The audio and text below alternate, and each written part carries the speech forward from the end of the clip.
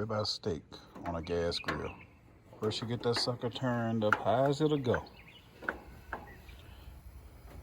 Light it, let it get hot. Next, you're gonna turn the grill back off. Scrape off any excess if you have any on there, which I've already done. After that, once it's hot, oil your grill down. My oil of choice is olive oil. I usually use organic olive oil. Good.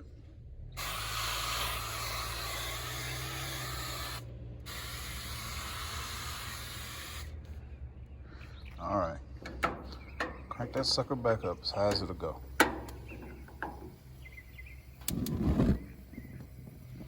Close it down and let it get piping hot. I usually let my gauge peg all the way over here to the other side before I put my steaks on. All right, so you see I got that thing cranking. Let's open it up. You don't want to let too much heat out of there. Stick one steak on at an angle. Stick your other steak over here at an angle.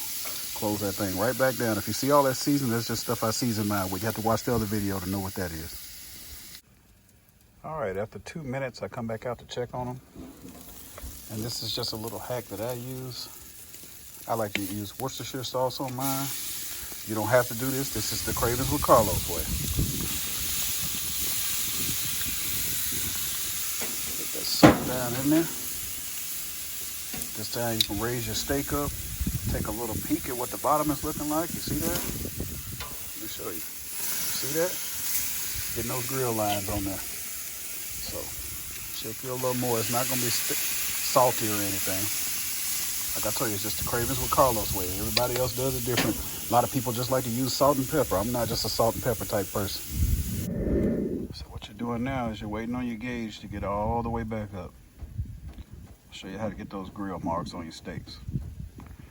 Let it get all the way back up because you had that door open and that usually messes it up. The heat. It'll throw your heat off. So as soon as it gets back up to 700, then we're gonna crank this thing back open. Or open this thing back up. All right, 700. So now you want to take your steaks and you want to put them at a different angle, in a different spot. You don't want to put them back in the same exact spot because that spot is cool from where the meat was. Close it back down. You're gonna wait about another minute and a half once it gets back up, and then you're gonna flip it to the other side. Those of you that like it medium well, leave it on both sides for about a minute and a half. Well, not medium well, medium rare. Minute and a half on both sides. You like it rare, put it in there for about 1 minute, then flip it for a minute. If you like it medium well, 2 minutes on each side. 2 to 3 minutes on each side for medium well. We're gonna let it get back up to 700 and let it stay in there for a minute. All right, that minute is up. Take your steak, flip it to the other side. See those grill marks? Take this steak, flip it to the other side. There you go. Worcestershire sauce. I don't do the butter because I don't need all that extra cholesterol in my food. A lot of people put butter on there and close it up to try to make it tender. I'd rather use this Worcestershire sauce. It's low in sodium. See, it's just got about 0 everything in it. All right, let's close that back down for about a minute and a half. Right, minute and a halfers. Some people like it medium well. Like I said, just take you a little slice across there. Don't be afraid. You're going to slice it anyway when you get ready to cook it. I mean, eat it. Open that sucker up. See, it's still got that pink in there. If that's the way you like it, then take it off now. If not, throw it back on there for a few minutes. See how limber it is? Nice and juicy. Let's check out this other one.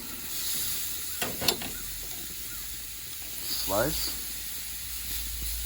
It's a really sharp shakara knife, so I'm trying to keep from cutting the grill and dulling it. So see that one? If you like that little bit of pink that's in there, that's medium well right there. You can take it off now. If you don't like medium well, continue to cook it until it's well done. Do not scorch it. This concludes this video. Have a good day. All right, so now you're gonna take some foil and wrap these up and let them rest for about a minute and a half, and then they'll be ready to eat.